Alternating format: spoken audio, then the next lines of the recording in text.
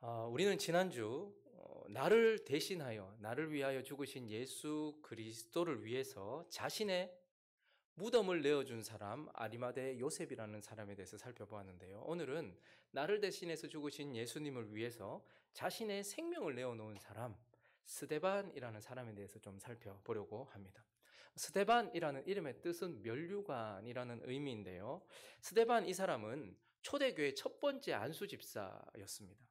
오순절날 성령이 강림하셨습니다. 그리고 베드로가 이제 십자가와 부활의 진정한 복음을 선포했습니다. 그날 예루살렘에 첫 번째 교회가 탄생을 했습니다. 초대교회가 탄생을 했고 이 초대교회는 급속하게 성장을 하고 성숙을 해 나가고 있었죠. 그래서 이제 일꾼이 필요하고 직분자가 필요한 상황이었습니다. 그때에 사도행전 6장에 보시면 3절부터 보시면 형제들아 너희 가운데 성령과 지혜가 충만하여 칭찬받는 사람 7을 택하라. 우리가 이 일을 그들에게 맡기겠다.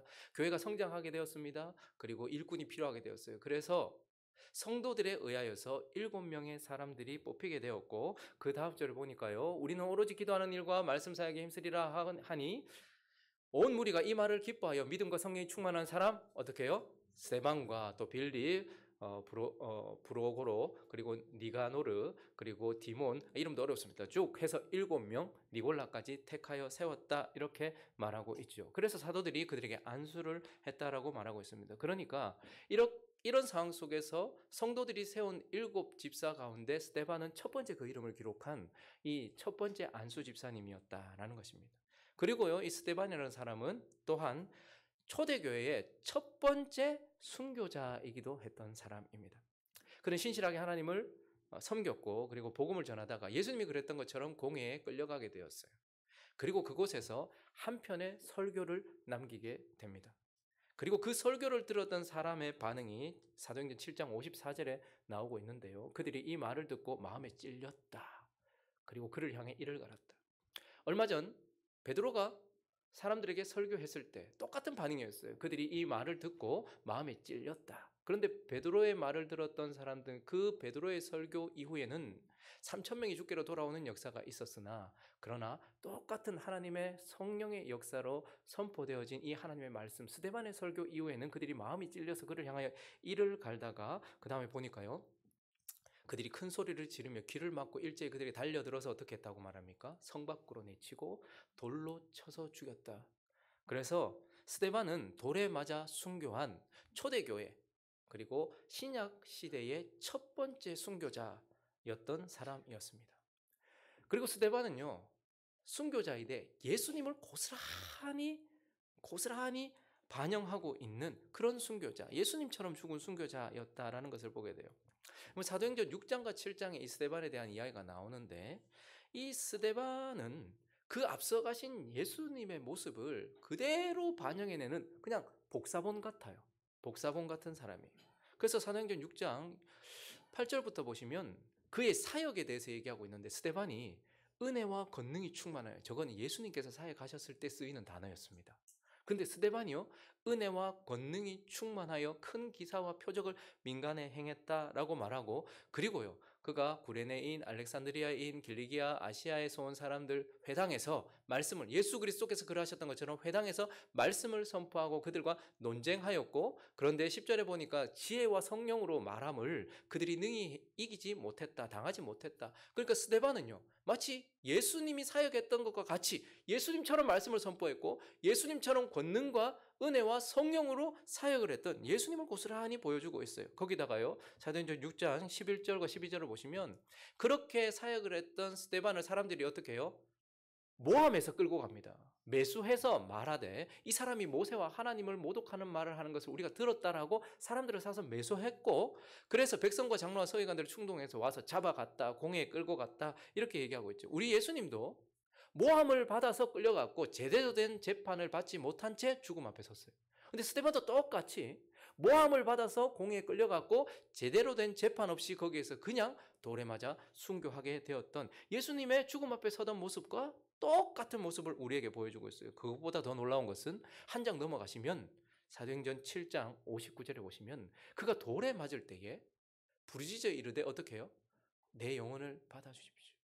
예수께서 못에 맞을 때에 못에 찔리실 때에 예수께서 마지막 하나님을 향하여서 내 영혼을 아버지께 의탁합니다 라고 말했던 것과 똑같이 그가 받아야 했던 도를 받을 때에 내 영혼을 받아주십시오 라고 기도했고, 마지막 60절에 보니까요, 그가 무릎을 꿇고 크게 불러서 주여 이 죄를 그들에게 돌리지 마옵소서. 예수 그리스도께서 십자가에서 죽으실 때 그를 찌르는 자들을 향하여, 그를 조롱하는 자들을 향하여서 예수님께서 주여 저들이 알지 못한다, 그러니 그들의 죄를 그들에게 돌리지 말라고 말씀하시며 돌아가셨던 예수 그리스도를 고스란히 복사해내고 있는 이러한 모습을 보게 되는 것입니다. 그래서요, 이러한 스데반의 모습은, 하나님은 이 모습을 통해서 우리에게 교회의 정체성을 가르쳐주고 있는 거예요. 교회가 어떤 공동체인지, 교회가 뭔지에 대해서 이 스데반 한 사람을 통해서 우리에게 가르쳐 주는 거예요. 예수 그리스도를 그대로 복사한 이 스데반의 모습을 보면서 교회는 어떤 공동체인가? 그리스도의 몸이라는 거예요. 말씀이 육신이 되어서 몸을 입고 이 땅에 오셨던 예수 그리스도께서 이 땅에 계셨을 때 하신 일을 하는 게 교회라는 거예요. 스데반을 통해서 그걸 말하는 거예요. 그리고요, 예수님이 이 땅에 몸을 입고 계셨다면 하셨을 그 일을 하는 것이 교회라는 거예요. 교회는 다른 것이 아니고 예수 그리스도께서 이 땅에 계셨을 때 하셨던 그 일을 하는 공동체, 그래서 그리스도를 그대로 보여주는 몸, 그리고요, 그리스도께서 만약에 이 땅에 계셨다면 하셨을 그 일을 하는 공동체, 그리스도의 몸, 달리 말하면 제2의 성육신이다. 교회는 그리스도를 그대로 반영하는 공동체여야 한다는 것을 그리스도의 교회의 첫 번째 집사님이었던 이 스데반의 죽음을 통해서 우리에게 가르쳐주면서, 스데반은 이렇게 초대교회의 첫 번째 안수 집사님이요, 초대교회의 첫 번째 순교자면서 교회가 어떤 공동체, 드디어 오순절날 탄생한 이 교회가 하나님 앞에서 어떤 공동체인지를 보여주었던 사람, 그가 바로 스데반이라는 사람입니다. 자, 이제 이러한 배경을 가지고 있는 스데반이라는 사람을 어떻게 정의 내릴 수 있을지, 그 사람의 인생은 어떤 인생이었는가 하는 것과 그를 통하여 하나님께서 우리에게 주시는 교훈이 무엇인지 한 두 가지로 나누어서 살펴보려고 하는데요. 스데반, 그는 어떤 사람이냐? 첫 번째, 성령으로 충만한 사람이었다, 이렇게 말하고 있습니다. 스데반을 한마디로 표현하면 그는 성령 충만한 사람이었다라는 거예요. 그를 묶고 있는 한 단어가 있다면 성령 충만이었다라는 거예요. 사도행전 6장 5절 한번 볼까요? 온 무리가 이 말을 기뻐하여 믿음과 뭐요? 성령이 충만한 사람, 첫 번째로 언급되는 스데반. 그 이후에 6명도 다 똑같았는데요. 어쨌든 그가 성령으로 충만했던 사람. 그러니까 스데반이라는 이름과 함께 먼저 뭐가 나와요? 성령의 이름이 나오고 그의 충만이라는 단어가 나오고 있어요. 그리고 7장 55절 마지막, 스데반이 죽는 그 순간에도요, 스데반이 뭐 했다? 성령 충만했다. 그러니까 스데반이라는 사람은요, 복음을 듣고 구원을 받던 때에 단회적으로 주어지던 성령 세례에 그쳤던 사람이 아니에요. 우리가 복음을 아멘하여 받아들이고 구원을 받는 그 순간 하늘로부터 우리에게 성령이 임하시고 성령 세례가 우리에게 단회적으로 주어집니다. 그런데 스데반은요, 그런 단회적인 성령 세례에 그쳤던 사람이 아니라 그의 삶 전체가 어떻게 해요? 점점점 그 성령으로 충만했고 죽을 때까지도 성령으로 충만했던 사람이다라고 이렇게 말하고 있어요. 그러니까요, 성령 충만은 우리가 구원받을 때 구원받은 모든 사람들은 다 성령을 받은 줄로 믿습니다. 그런데 그때 단회적으로 그냥 하늘로부터 저절로 주어지는 성령 세례와는 성령 충만이 다르다라는 거예요. 그리고 성령 충만은 오랫동안 교회 다녔다고, 신앙생활 오래 했다고, 연수가 쌓였다고 저절로 시간이 만들어내는 그러한 선물도 아니라는 거예요. 시간은 무엇인가에 권위를 줍니다. 100년 지났더라, 와 저기가 1000년이 지났더라 하면 저절로 권위를 가져다 줘요, 시간은. 그러나 성령 충만은 교회에 저 사람이 40년 동안 있었다더라, 저 사람이 직분을 받아서 몇 년 동안 섬겼다더라, 이런 것들로 저절로 생겨나는 것도 아니다라는 말입니다. 성령 충만이라는 것은 에베소서 5장 18절에 보니까 술 취하지 말라, 이는 방탕한 것이다, 오직 성령으로 충만함을 어떻게 하라? 받으라. 그러니 이것은 성령 충만은 저절로 주어지는 것이 아니고 우리가 노력해야 될 의무라는 거예요. 그리고 하나님께서 우리에게 엄중히 명령하신 사명, 그래서 우리는 마땅히 성령 충만을 향해 나아가야 될 책임을 가지고 있다라고 말하면서, 이 성령 충만은 바로 이렇게 우리가 노력하여서 얻어지는 것, 우리가 애써서 얻는 것, 그리고 추구해야 될 하나님의 명령이요 사명이다라고 성경은 우리에게 가르쳐주고 있어요. 자, 그러면 사람이 성령 세례로 다 여기 구원받은 사람들이 앉아있는데 성령 세례 받은 사람과 성령 충만한 사람은 전혀 달라요. 그러면 어떻게 하면 사람이 성령으로 충만해집니까? 제가 여러 번 여러분들에게 강조했었습니다. 어떻게 하면 성령으로 충만해지는지에 대해서 분명한 말씀을 나눴어요. 사람이 어떻게 하면 충만해집니까? 성령으로. 먼저는 그 사람이 자신을 부인하고 겸손할 때, 자신을 낮추고 겸손할 때야 비로소 성령이 충만해진다라는 거예요. 그러면 성경은 성령을 물로 비유합니다. 생명수, 생수, 물로 비유해요. 성령을. 물은 어디에 모입니까? 낮은 곳에 모입니다. 그리고 물은요, 비어진 곳에 채워지게 되어 있습니다. 그러므로 우리가 성령 충만하기 위해서는 어떻게 해야 될까요? 자신을 부인해야 되는 거예요. 자신을 비워내는 거예요. 그리고요, 자신을 낮추는 겁니다. 그렇게 자신을 낮추고 자신을 부인할 때야 비로소 어떻게 해요? 성령으로 충만해진다. 성령 세례를 받아 구원받은 사람이 어떻게 성령으로 충만한 사람이 되는가? 자신을 낮추고 자신을 부인하는 사람, 그 사람이 점점점 성령으로 충만해진다. 이렇게 말하고 있어요. 그리고 성령으로 충만해지는 두 번째, 무엇입니까? 정결해질 때, 깨끗할 때, 우리가 깨끗할 때.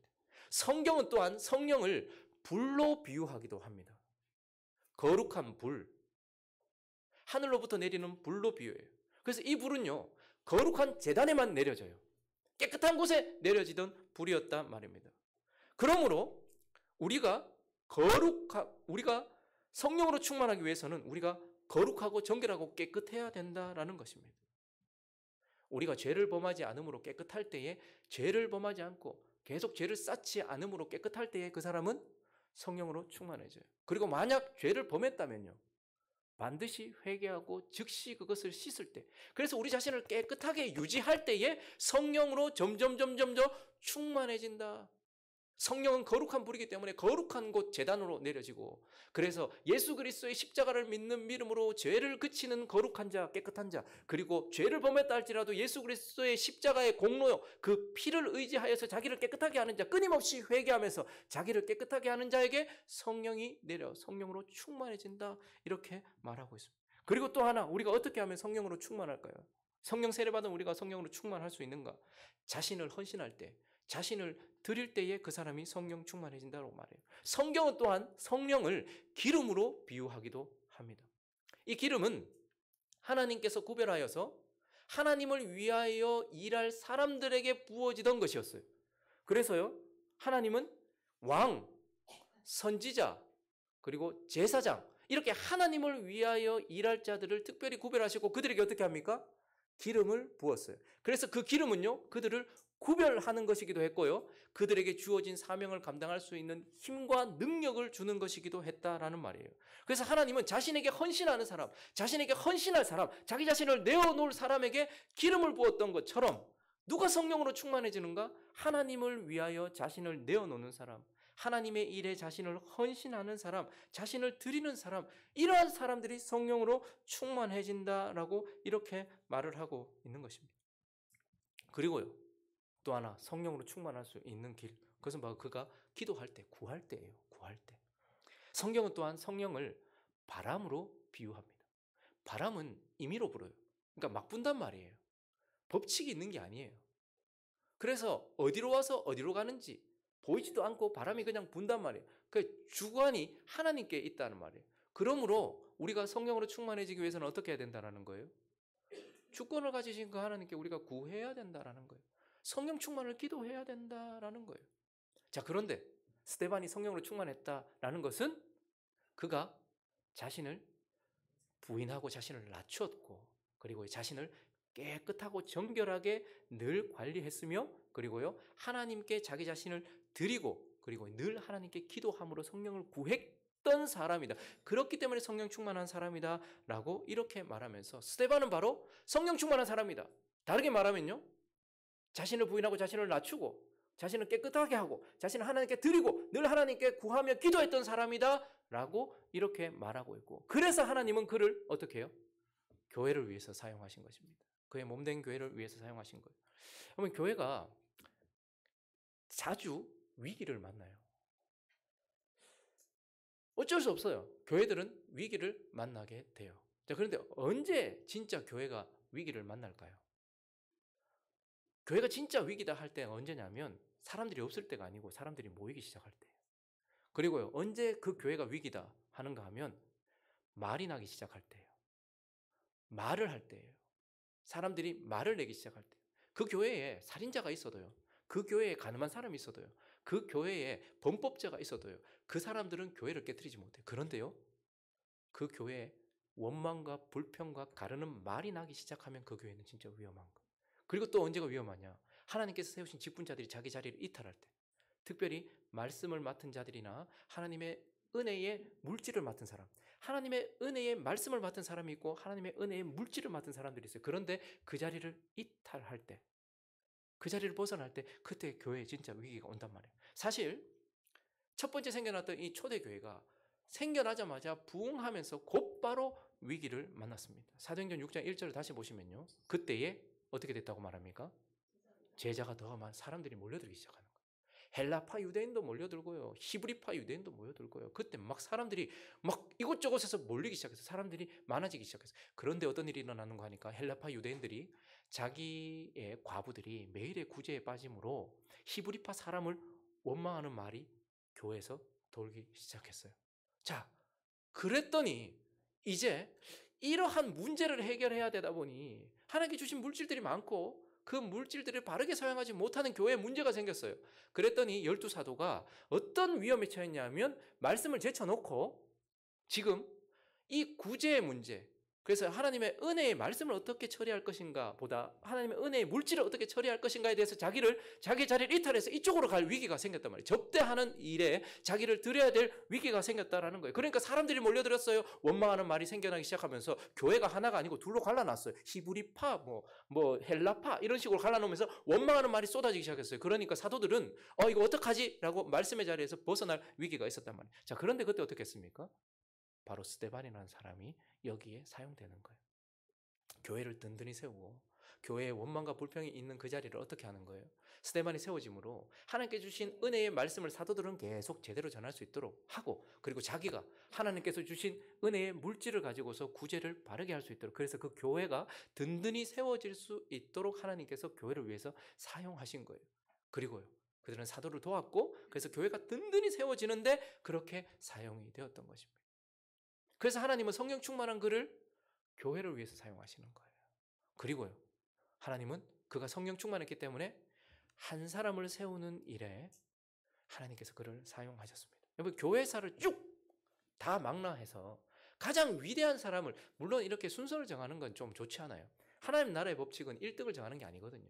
그런데 교회사 전체를 통해서 가장 위대했다, 가장 대단했다라고 할 만한 사람을 꼽으라고 한다면 이견 없이 누구를 말할까요? 사도 바울이에요. 자, 그런데 사도 바울이 어떤 사람이었냐? 사도 바울의 이름이 스데반과 연결되어서, 특별히 스데반이 죽임당하는 그 순간과 연결되어서 사도 바울의 이름이 처음, 그 교회에서의 가장 위대한 사람의 이름이 거기 처음 등장을 한단 말이에요. 자, 그런데 이 사람이 어떤 사람이었냐면 사도행전 7장 58절 읽어주십시오. 시작.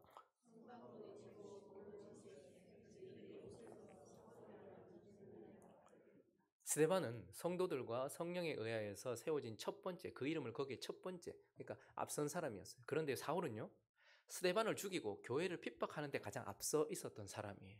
그러니까 사람들이 전부 다 사울의 발 앞에 증인의 옷을 벗어다 놔뒀다는 것은 그 사도 바울, 그 사울이 그 일을 주관했다라는 것이죠. 그가 책임자였다라는 것. 그러니까 그는 그 거룩했던 스데반을 죽이는데 가장 앞장섰던 사람이에요.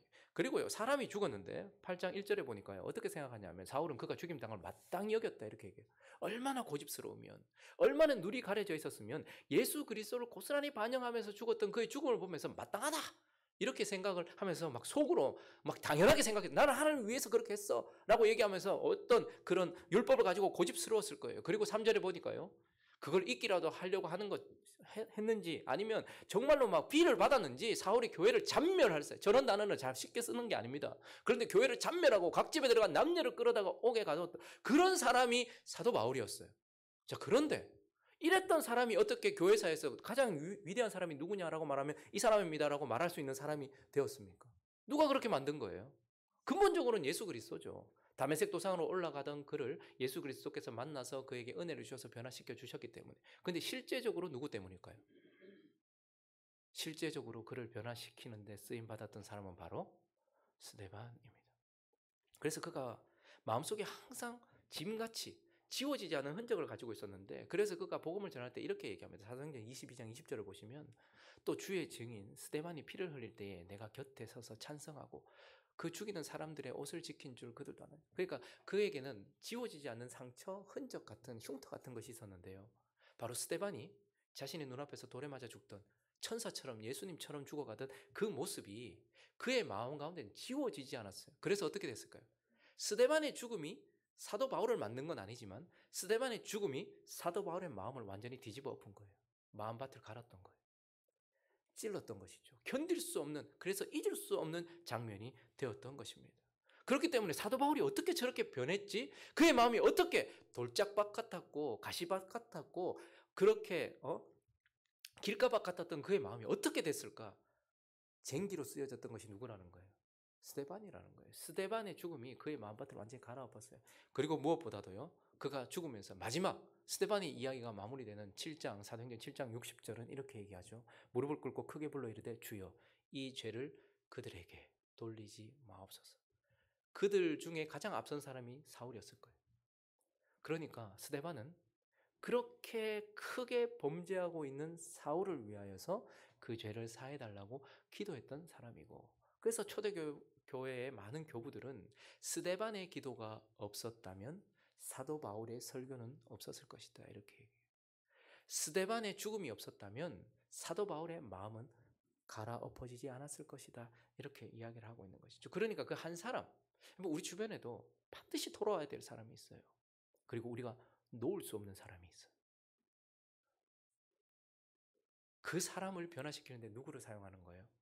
스데반, 달리 말하면 성령 충만한 사람을 사용하신다라고 말하면서, 스데반이라는 사람을 한마디로 정의한다면 바로 성령 충만한 사람이었다, 이렇게 말하고 있는 것입니다. 자, 그리고 오늘 이 스데반이라는 사람을 또 어떻게 정의 내릴 수 있을까?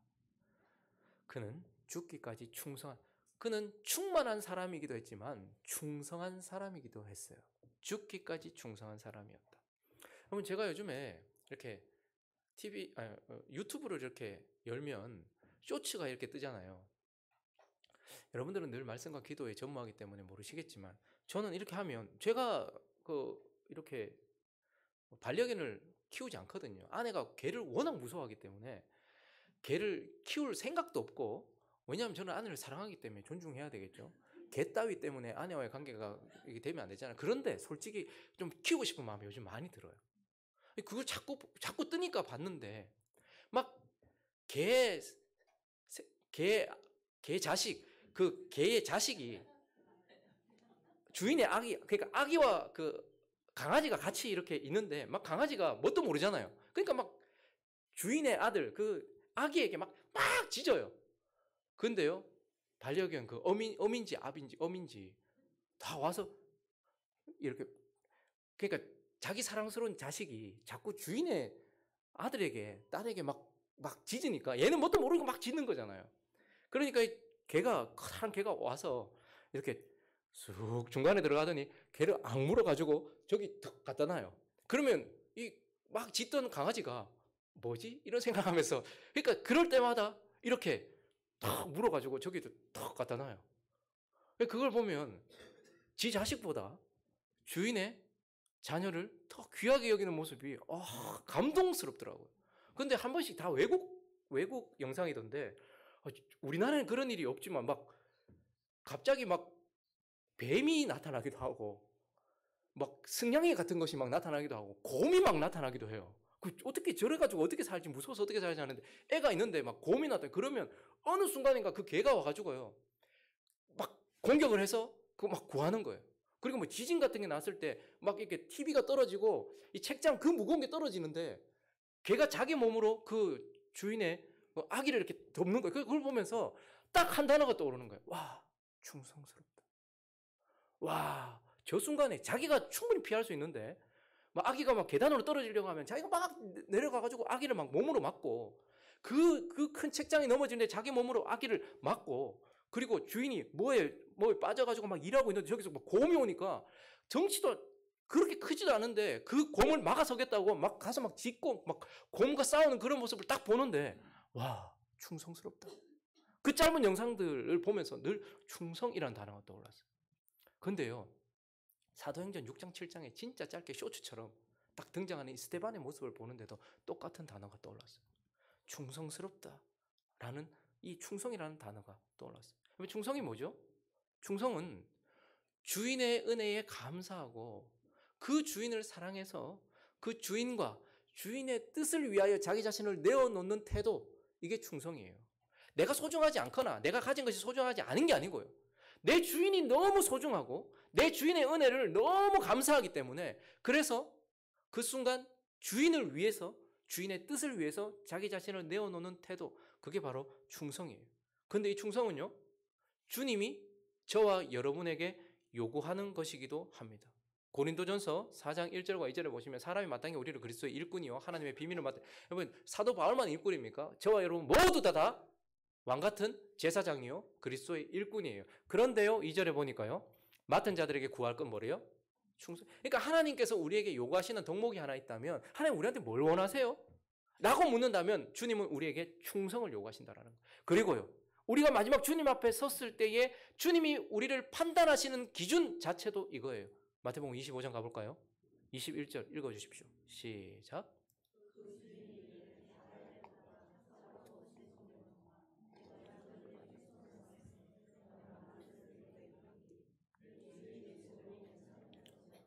저와 여러분이 언젠가 주님 앞에 설 겁니다. 빨리 서시는 분도 있고 늦게 서시는 분도 있겠지만 분명히 주님 앞에 설 거예요. 그리고 주님이 우리를 판단하실 거예요. 심판하실 거예요. 그런데 그때에 우리를 판단하는 기준, 그 중요한 두 가지 중에 하나가 뭐냐면 충성이에요. 작은 것에 충성했다라는 거예요. 그러니까 이 충성이라는 것은 우리가 주님의 은혜에 감사하고, 그리고 그 주님을 사랑해서 그 주님과 주님의 뜻을 이루기 위해 자기 자신을 드리는 태도로서 주님께서 우리에게 지금 요구하시는 것이고, 마지막에 우리를 판단하는 기준, 그 근거, 그것이 바로 충성이라는 것인데, 스데반은 어떤 사람이었다는 거예요? 충성한 사람이었는데 어떻게까지? 죽기까지 충성한 사람이었다, 이렇게 말하고 있어요. 한번 스데반이 복음을 전하다가 공회 앞에 서게 되었는데요. 그런데 그때 하필 그가 고발당한 내용이 무엇이냐면, 사도행전 6장 13절과 14절 보세요. 거짓 증인들이 뭘 고발했는가 하니까 이르되 이 사람이 거룩한 곳은 뭘 말하는 걸까요? 네, 성전이고, 그리고 또 하나는 율법, 그러니까 성전과 율법을 거슬려 말했다라고 이렇게 말해요. 그래서 그의 말이, 이 나사렛 예수가 이것을 헐고 또 모세가 우리에게 전해준 규례를 고치겠다. 그러니까 지금 뭐로 고발을 당했냐 하면 성전과 율법에 대하여서 거슬러 말하고 이상하게 말했다라고 이렇게 고발을 당한 거예요. 자, 그런데 곧바로 이어지는 7장 1절을 보면 절체절명의 순간이 찾아왔어요. 대제사장이 묻습니다. 이것이 사실이냐? 이렇게 묻습니다. 그러니까 이 순간은 어떤 순간이냐면, 이 사도행전 7장 1절은 스데반이라는 사람에게 있어서는요, 자신을 변호할 수 있는 마지막 기회였어요. 그리고 자신의 생명을 건질 수 있는 최후의 기회였어요. 유대인들에게 있어서 성경과 율법은 그들에게는 특별한 교리로 그들에게 각인되어 있는 거예요. 성전은 하나님이 거하시는 곳이요, 하나님을 만나는 유일한 장소예요. 그러니까 성전을 통해서 하나님을 만나는 거예요. 그리고 율법은요, 하나님이 천사를 통하여 모세를 통하여 주신 것으로서 그것을 지키는 자에게 구원을 가져다주는 수단이라고 그들이 생각을 했어요. 그러니까 성전은 하나님을 만나는 유일한 수단이요, 율법은 구원을 받을 수 있는 유일한 수단인데, 그들이 둘 다를 가지고 있으므로 그들은 하나님이 늘 함께 하시는 백성이요, 그들은 율법을 가지고 있기 때문에 하나님께 구원받은 백성이라고 자기를 주장하면서 불가침 영역에서 여기 대해서 딴말하지 말아라는 거였어요. 자, 그런데 지금 스데반이 복음을 전하다가, 예수를 전하다가 이것에 걸린 거예요. 이 두 가지에 대해서, 불가침 영역에 대해서 걸렸다, 이렇게 얘기해요. 그리고 마지막 순간에 이게 사실이냐라고 물었을 때 자기를 변호할 수 있는 마지막 순간이 찾아왔어요. 자, 그런데 그가 어떻게 합니까? 이 순간 자신을 변호하는 것을 포기합니다.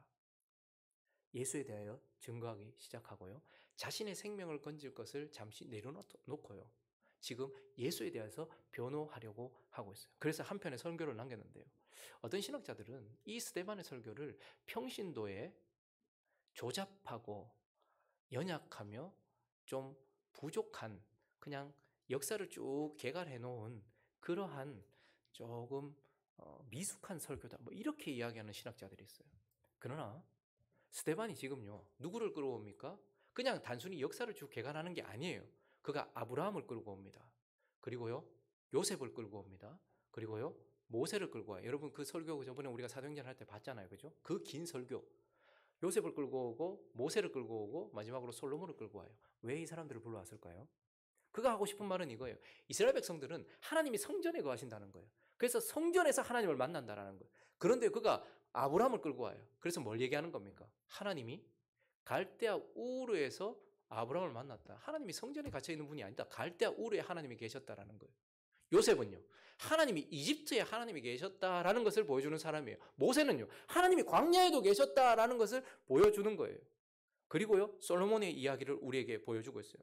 사도행전 7장 47절 보면 이제 솔로몬을 끌어와서 솔로몬이 그를 위하여 집을 지었다. 그러나 지극히 높으신 이는 그가 집을 짓고 성전을 짓고 나서도 뭐라고 했는 거 아닌가? 손으로 지은 곳에 계시지 아니한다. 선지자가 말한 바 주께서 이르시되 하늘은 나의 보좌고 땅은 나의 발등상인데 너희가 나를 위하여 무슨 집을 짓겠냐? 나의 안식할 처소가 어디냐?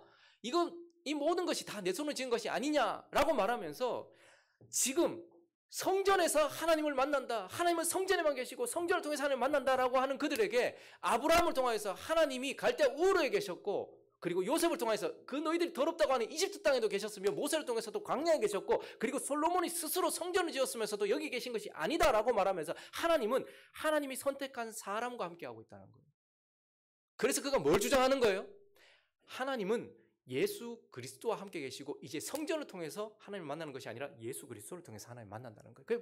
지금 스데반이 예수 그리스도를 변호하고 있는 거예요. 성전을 거슬러 말하는 것이 아니라 진정한 성전 대신 예수 그리스도를 통해서 하나님을 만난다라는 것을 이야기를 하고 있는 거예요. 그리고요, 율법에 대해서 거슬러 말한다라고 얘기했어요. 그들은 율법을 지킴으로써 구원받는다고 생각을 했죠. 그런데요, 율법을 가진 것으로 그들은 구원받았다라고 착각을 하고 있었어요. 그래서 어떻게 얘기하고 있습니까? 사도행전 또 가볼까요? 7장 51절에 보니까요, 목이 곧고 마음과 귀에 할례를 받지 못한 사람들아, 너희도 너희 조상과 같이 항상 성령 거스른다. 너희는 법을 거스른다. 너희 조상도 그랬다. 선지자들 중에 누구를 박해하지 아니하였느냐? 의인이 오리라고 예고한 자를 그들이 죽였고 이제 너희는 그 의인을 잡아준 자, 너희는 율법을 가지고서 하나님께 거역했고 율법을 가지고서 선지자들을 죽였고 너희는 율법을 가지고서 하나님의 아들을 죽였다. 그러면서 뭐라고 얘기합니까? 너희는 천사가 전한 율법을 받고도 지키지 않았다. 이렇게 이야기를 하고 있는 거예요. 자, 그래서 뭐라는 거예요? 너희는 우리가 율법을 지켜서 구원받는다고 얘기하는데 누가 율법을 지켰느냐? 오직 한 분 예수 그리스도가 율법의 마침이 되시고 완성이 되셨다. 그래서 우리는 내가 율법을 지켜 구원받는 게 아니고 율법을 완전히 지키신 예수 그리스도를 믿음으로 구원을 받는다라는 거예요. 그래서 율법을 거슬러 말하는 것이 아니라 율법을 진짜 주신 이유와 예수 그리스도에 대해서 전했던 것이죠. 그러니까 지금 이 순간은 스데반이 거기서 아유 미안합니다. 아유 죄송합니다. 예 라고 자기 자신을 살릴 수 있는, 자기 자신이 변명할 수 있는 그런 마지막 기회였는데 그 순간은 어떻게 한 거예요? 자신을 변호하지 않았어요. 오해받고 왜곡되어 있는 예수 그리스도에 대하여서 그분이 성전이시다. 그분을 통해서 하나님을 만난다. 그리고 그분만이 율법을 지켜내셔서 그래서 우리의 행위가 아니라 그분의 행위를 통하여 우리가 율법을 지키는 행위를 통하여 구원받는 것이 아니고 율법을 마치신, 율법을 지켜내신 예수 그리스도의 행위를 믿는 믿음으로 구원받는다라고 이렇게 그 마지막 기회를 마지막 한 편의 설교를 남기고 그렇게 하나님께 충성했던 자였어요. 그 결과가 무엇입니까? 7장 54절부터 그 결과 여러분 읽어주시겠습니까? 끝까지 이분이 죽는 순간까지 읽어주십시오. 시작.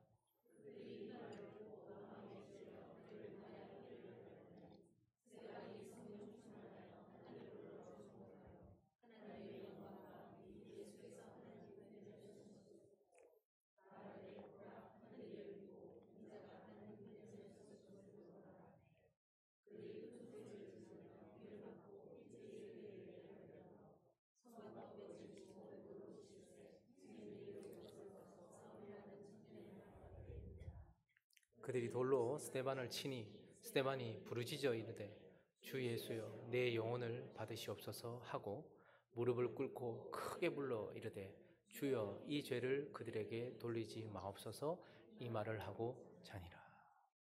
충성스럽게 자신이 아니라 자신의 생명이 아니라 하나님의 아들의 생명, 그리고 자신을 변호하지 않고 예수 그리스도 그분을 붙들고 있었던 그러한 충성스러운 모습, 그게 바로 스데반이 누구냐? 그는 충성했는데 죽기까지.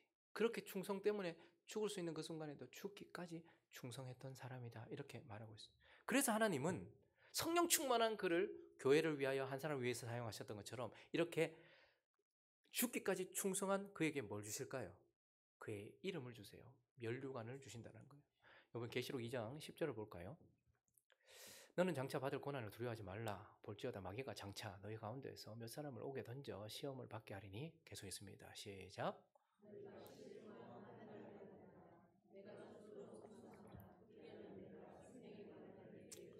주님은 우리에게 충성을 요구하시는 것이 아니고 사실은 죽기까지 충성하기를 요구하세요. 그런데 네가 죽도록 충성하라. 그리하면 뭐를 주신대요? 생명의 관, 면류관을 걷대해 주신다라고 이렇게 말하고 있어요. 자, 그래서 사도행전 7장 다시 보실까요? 우리는 그가 죽는 모습으로 이 모습을 기억하는데 사실은 어떤 장면인가 하면 스데반이 성령 충만하여 하늘을 우러러 주목하여 이렇게 고개를 들었다는 것이죠. 하나님의 영광과 및 예수께서 하나님 우편에 뭐한 것을 보셨다? 서신 것을 보셨다. 왜 주님께서 서셨을까요? 우리가 다 외우고 있는 우리에게 주어진 지금 예수님은 어디에 계십니까? 보좌 우편에 뭐 하세요? 앉아 계세요. 근데 왜 서셨을까요? 저 순간 스데반이 순교할 수 있도록 힘을 주시기 위함이었을 겁니다. 먼저 십자가에서 죽으셨던 그 예수 그리스도께서 그를 바라보시면서 그의 모습을 보여주시면서 순교할 수 있는 힘을 주기 위하심이었을 수도 있습니다. 그러나 그것보다 더한 것은 그분이 일어나신 이유는 면류관을 걸어주기 위함인 것입니다. 그래서 56절에 보니까요. 말하되 보라 하늘이 열리고 인자가 하나님 우편에 서신 것을 그가 보면서 죽도록 충성한 그에게 그의 이름 면류관을 걸어주고 있는 모습을 우리는 보게 되는 것입니다. 우리가 죽도록 충성할 때 주님께서 이런 자에게 하나님의 면류관, 생명의 면류관을 주신다라고 말하고 있어요. 그리고요. 그가 충성했기 때문에 죽기까지 충성했기 때문에 어떤 일이 일어났습니까? 예수 그리스도의 말씀이 그를 통해 성취되어 놀라운 스데반으로 인하여서 저와 여러분에게까지 하나님께서 약속하셨던 복음이 땅 끝까지 전파되는 그 약속이 성취되기 시작했다라는 거예요. 한번 사도행전 1장 8절을 보십시오. 우리가 잘 알고 있는 말씀입니다. 오직 성령이 너에게 임하시면 너희가 권능을 받고 예루살렘과 온 유대와 사마리아와 땅 끝까지 이르러 내 증인이 되리라. 그래서 땅 끝까지 복음이 전파될 것을 약속하셨어요. 자, 그런데 언제 이 일이 실제로 이루어지기 시작합니까? 외우기 쉬워요. 사도행전 1장 8절은 반대로 사도행전 8장 1절에서 성취가 됩니다. 사울은 그가 죽임당함을 마땅히 여겼어요. 스데반이 죽었습니다. 그날에 예루살렘에 있는 교회에 큰 박해가 있어 사도 외에는 다 어디로 흩어졌대요? 뭐 이곳저곳으로 숨어드는 것이 아니고요. 주님께서 약속하셨던 유대, 사마리아 그리고 뭐요? 모든 땅으로 흩어졌다. 2절 이렇게 기록합니다. 스데반이 장사되었다. 죽기까지 충성했던 스데반의 순교로 인하여 순교가 아니라 그의 충성으로 인하여서 주님께서 약속하셨던 이제 첫 번째 교회를 통하여서 세워졌던 그 교회로부터 복음이 지금 여기까지 온 거예요. 여기까지 복음이 오는데 그가 쓰임을 받았다라고 말하면서 그가 충성했기 때문에 그는 면류관을 받았고 그가 충성했기 때문에 하나님의 약속의 말씀이 이루어졌고 저와 여러분이 복음을 받았다라고 말하면서 스데반은 어떤 사람이냐? 충성한 사람이었다. 이렇게 말씀을 하고 있는 것입니다. 죽기까지 충성한 사람이었다. 이렇게 말씀을 하고 있는 것입니다. 말씀을 정리하겠습니다. 여러분 스데반의 순교는 성경에서 유일하게 자세하게 기록된 순교 장면이에요. 순교 장면을 길게 쓰지 않아요. 근데요, 스데반의 순교는 유일하게 매우 길고 자세하게 기록된 유일한 본문이에요. 왜 그랬을까요? 이 스데반의 순교를 통해서 주님이 지금 뭘 말씀하시는 거예요? 우리 안에 예수가 살아계신다는 걸 보여주는 순교이기 때문에 그래요. 왜 그렇게 자세하게 그 첫 번째 집사님의 첫 번째 순교 장면을 이렇게 자세히 기록했는가? 우리 안에 예수가 계신다는 것을 보여주는 장면이기 때문에 그래요. 스데반의 죽음을 보십시오. 누구의 죽음을 그대로 보여주고 있습니까? 예수의 죽음입니다. 이게 그의 경건에서 나온 것입니까? 물론 그렇겠죠. 그러나 예수 그리스도께서 그 속에 살아계시기 때문에 나온 역사예요. 그러니까 스데반의 죽음을 이렇게 길고 자세하게 기록하는 이유는 예수가 우리 안에 사신다라는 것을 보여주는 증거이기 때문이기도 하고 예수의 이야기가 계속 이어지고 있다는 것을 우리에게 보여주기 때문이에요. 그러나 그것보다 더 중요한 것, 왜 스데반의 순교의 장면을 우리에게 이렇게 길고 자세하게 보여주실까요? 그것은 우리가 이 땅을 살아가는 동안 지향해야 될 목표를 담고 있기 때문에 그래요. 스데반의 이 장면이 저와 여러분이 뭘 추구해야 되는지를 보여주고 하나님이 저와 여러분이 뭘 추구했으면 좋겠는가를 그 마음에 담아서 우리에게 보여주시는 거란 말입니다. 그래서 이 스데반의 순교 장면을 통해서 하나님께서 우리에게 너희가 지향해야 될 목표다 이렇게 말해요.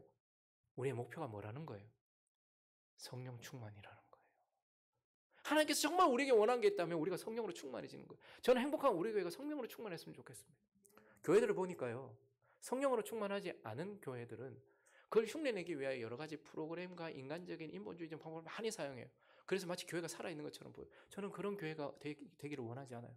그리고 그게 너무 가증스러워요. 막 살아 역사하는 것 같거든요. 근데요. 나답과 아비후가 다른 불을 붙였던 것처럼 저건 성령의 불이 아니에요. 아무리 제가 봐도 저건 성령의 불이 아니에요. 그런데 또 한편 그걸 막 욕하는데요. 그 교회는 또 죽은 교회 같아. 프로그램도 안 쓰고 인본주의적인 뭐 그런 것도 안 해. 그런데 이 교회는 완전 죽은 교회 같아. 아무것도 안 해. 행복한 우리 교회는 성령이 역사하는 교회였으면 좋겠어요. 그래서 우리가 움직이는 이유가 우리 속에서 스데반을 그렇게 움직였던 이유가 성령으로 충만했기 때문이에요. 그래서 행복한 우리 교회를 향한 하나님의 어떤 지향점, 목표 또한 우리가 성령 세례로 구원받았습니다. 예. 그리고 뭐 이제 뭐 살만해요. 그런데요. 하나님 우리에게 말씀하신 성령으로 충만해라. 그래서 우리는 우리 자신을 계속해서 부인하고 낮추기를 원해요. 그리고 계속해서 죄를 계속 가지고 계시지 마십시오. 죄를 쉽게 범하지도 마십시오.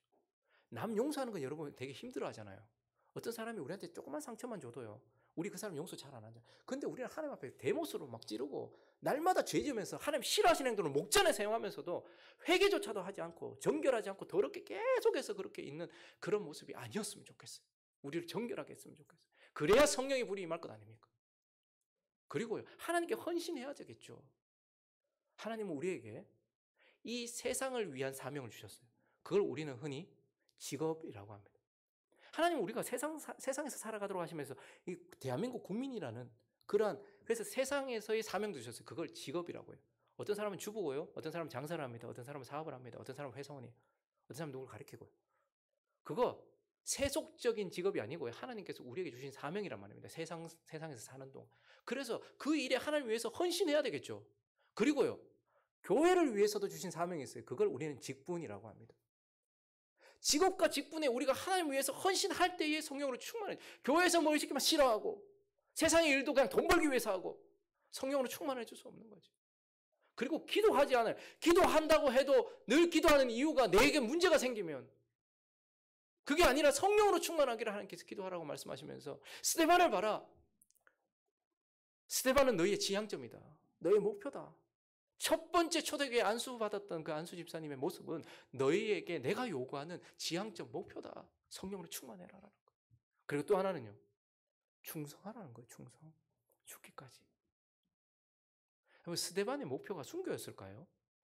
아니에요. 그렇다면 주님이 나중에 칭찬하는 자들에게 큰 일에 충성하였으니라고 말했을 거예요. 그런데 주님이 칭찬하는 모든 사람들이 네가 착하고 충성되었다. 작은 일에 충성하였으니 이렇게 얘기해요. 작은 일이라는 거 일 자체가 작다는 게 아니고요. 우리의 일상, 평범한 하루, 내게 주어진 그것 거기에 충성했다라는 거예요. 스데반은요. 순교가 목표였던 사람이 아닙니다. 그저 내 앞에 주어진 상황 속에서 하나님께 충성했던 사람이에요. 그 개가 자기가 얼마나 소중한 자식이에요. 그런데요. 그 개가 막 주인의 자녀에게 막 아무것도 하지 못하는 애기한테 막 짖으니까요. 소중한 자식보다 이 주인을 더 생각한 거죠. 내가 소중하게 생각하는 그 물질보다 주님을 좀 더 주님께 충성했으면 좋겠어요. 우리가 주일이나 주님의 직분이나 그리고 지금 우리가 하나님께 드리는 삶 속에서 제가 제일 가슴 아플 때가 언제냐면 우리 주님이 항상 뒷전으로 밀려나는 거예요. 바쁜 일 있으면 주님께 하던 일 가장 먼저 손에 기도가 제일 먼저 줄고 그 다음에요. 좀 이렇게 이익되는 일 있으면 하나님께 손해되는 거 그냥 선택해버리고 그냥 뭐 주님 뒤로 미는 거는 그냥 이제는 막 일상사가 돼버린 주님이 우리한테 기도를 가르치시면서 제일 먼저 하신 것이 뭐냐면 주님의 이름, 하나님의 이름이 거룩히 여김을 받기를 원한다는 거예요. 전 그 개를 보면서 주인이 정말 저 개한테 잘했나 보다. 개가 대단한 게 아니고 주인이 대단해 보이더라고요. 주님 우리에게 원하시는 것은 작은 일에 충성하는 겁니다. 너무 쉽게 주님은 뒤로 밀리고 주님은 그냥 하찮은 존재가 되어지는. 근데 주님 오늘 스데반을 통해서 여러분 많은 사람들이 스데반 이야기는요 순교자다 보니까 내하고 상관없다 이렇게 자꾸 생각해요. 그러니까 그 사람 너무 어나더 레벨이야. 우리하고 다른 사람이기 때문에 스데반 이야기하고 나하고는 뭐 매칭시킬 게 없고 그냥 그 사람은 순교했는데 뭐 죽어뻗는데 뭐. 근데요 스데반처럼 단번에 순교하든 바울처럼 날마다 순교하는 삶을 살든 그들의 목표는 순교가 아니었고 충성이었습니다.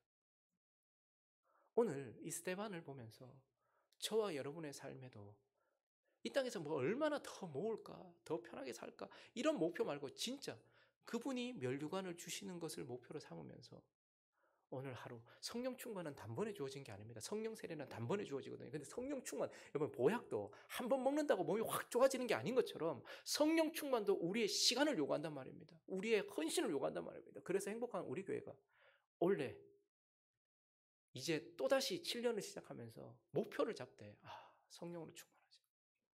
그리고 충성하자. 죽기까지 매 순간 내 평범한 하루하루 속에서 이 작은 일 속에서 충성하자라고 목표를 잡아서 또 다른 스데반이 행복한 우리 교회의 일상에서 보여지는 은혜가 있기를 예수 그리스도의 이름으로 축원합니다.